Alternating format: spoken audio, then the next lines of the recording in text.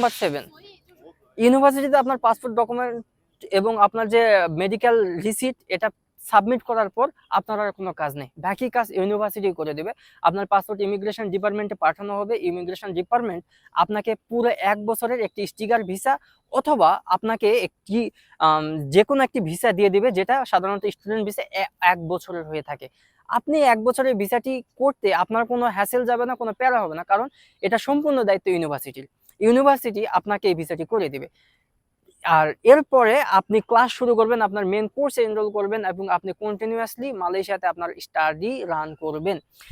আপনি এই শুরু থেকে এখন পর্যন্ত যে টোটাল প্রসেস বললাম, এই ছোট্ট প্রসেসটা অনুসরণ করলেই আপনি চলে আসতে পারবেন মালয়েশিয়াতে, দাঁড়িয়ে থাকতে পারবেন আমার মতো কোনো একটি ক্যাম্পাসে। অর্থাৎ আপনি মালয়েশিয়াতে চলে আসতে পারবেন পড়াশোনার জন্য। আপনার এই আমি যে টোটাল প্রসেসটা বললাম, এটি কোনো একটি স্টেপ আপনার যদি বুঝতে অসুবিধা হয় তাহলে অবশ্যই কমেন্ট বক্সে জানাবেন, আমি সেটি আবার ক্লিয়ার করার চেষ্টা করব।